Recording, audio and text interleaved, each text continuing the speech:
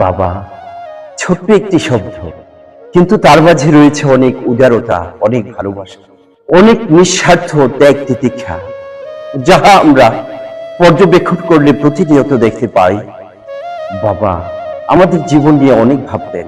আমরা জীবনে কিভাবে বড় হব, সুখ স্বাচ্ছন্দ্য উপভোগ করব, তা নিয়ে বাবার অনেক ভাবনা ছিল।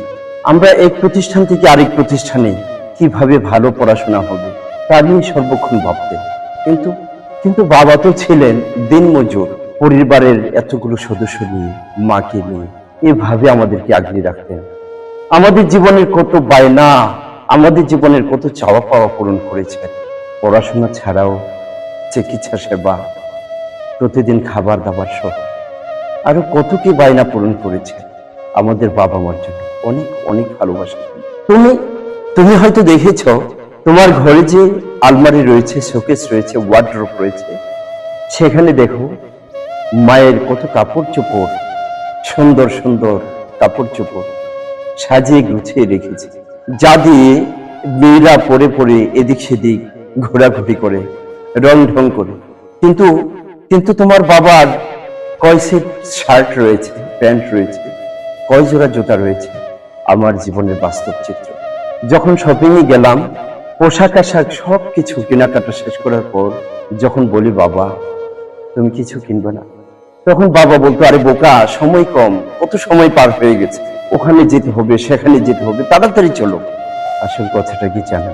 আসল কথাটা হলো আমাদের জন্য সব কিছু কেনাকাটা করি, বাবার পকেট ফাঁকা হয়ে গেছে, বাবার জন্য কেনার কিছু নেই। যখন কোথাও যায়, বর্তমান পরিস্থিতিতে আমরা ফোন দিয়ে জিজ্ঞেস করি বাবা খেয়েছো? হ্যাঁ আমি খেয়েছি। বাবা তো বট বৃক্ষের মতো, দুর্যোগপূর্ণ ঝড়ো হাওয়ায় যে প্রাচীর হয়ে দাঁড়িয়ে থাকে।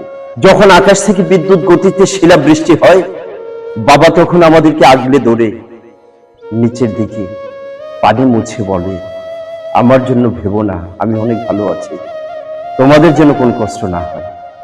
অথচ শিলা পড়ে বাবার শরীরটা ক্ষত বিক্ষত হয়ে গেছে। আমরা তো চোখের পানি দেখলে কষ্ট পাবো, সেই জন্য আগেই চোখের পানি মুচকে হেসে ভেতরে কষ্ট নিয়ে আমাদেরকে শুভেচ্ছা জানায়। তুমি তুমি কি দেখনি তোমার বাবা যে প্রবাসে কত কষ্ট করে, তার আকামা নেই, বেতন নেই, কাজ করে মালিক বেতন দিচ্ছে না, কত পরিশ্রম করছে, মাসের পর মাস বেতন দিচ্ছে না, আকামা নেই, কোথায় খাবার, কোথায় চাকরি। তারপরেও কি আমাদের আশাগুলো অপূর্ণ রেখেছেন? প্রতি ঈদে অগ্রিম টাকা পাঠিয়ে দেয়। কোত্থেকে পাঠিয়ে দেয়? কখনো জিজ্ঞেস করেছো বাবা তোমার না কাজ নেই, তোমার আকামা নেই, তুমি এতগুলো টাকা কিভাবে পাঠালা? কখনো কখনো বিবেকের কাছে এই প্রশ্ন করেছ? তুমি তো রং বেরঙের বাইক চেঞ্জ করছো, স্কুলে কলেজে পড়াশোনা করছো, তোমার বন্ধু বান্ধবদের জুতার মডেল দেখে, শার্টের মডেল, প্যান্টের মডেল দেখে তুমি বায়না করেছো। কিন্তু কিন্তু তোমার বাবা তো চায় যে তুমি তোমার 10 জন বন্ধুর সাথে মিলে চলো, কিন্তু আর্থিক অবস্থা এতটা শোচনীয়, যা দিয়ে সে কুলিয়ে উঠতে পারছে না। তাই একটু সংযত হও, বাবা মার প্রতি শ্রদ্ধাশীল হও, বাবা মাকে ভালোবাসো। বাবা মা যেভাবে আমাকে নিঃস্বার্থ ভালোবাসে, আমিও যেন বাবা মার প্রতি খেয়াল রাখি। তুমি দেখেছ প্রবাস থেকে কত কষ্ট করে টাকা পাঠিয়েছে। ঈদের দিনটাও তো বাবার ছুটি ছিল না, বাবার কাজে চলে গেছেন। তুমি যখন সুন্দর কাপড় পরে ঈদের নামাজ পড়ে সুন্দরভাবে ছবি উঠিয়ে তোমার বাবার মোবাইলে পাঠালা, সন্ধ্যাবেলা কাজ থেকে এসে তার তার হৃদয়টা ভরে গেছে। ও বাবা সন্ধ্যাবেলা আমার ছবিটা পোস্ট করে ঈদের শুভেচ্ছা জানিয়েছে, যে আমাদের জন্য এত ত্যাগ স্বীকার করেছে, আমাদের নিয়ে ভাবে, আমাদের নিয়ে এত কিছু করে। ওই বাবাকে কিভাবে পারি এত কষ্ট দিতে?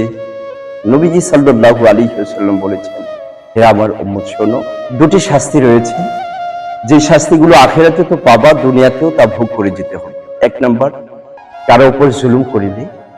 2 নাম্বার, বাবা মাকে কষ্ট দিলে।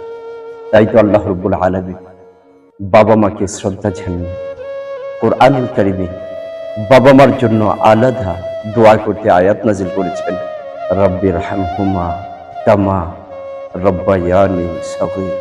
রব্বির হামহুমা কামা রব্বায়ানি সগীর। সবাই বাবা মার প্রতি শ্রদ্ধাশীল হবেন। বাবা মাকে কখনো কষ্ট দিবেন না। যখন যা কামাই করেন, যখন যা খান, বাবা মাকে সাথে নিয়ে খাবেন। সুখ দুঃখগুলো বাবা মার মাঝে বন্টন করে দিন।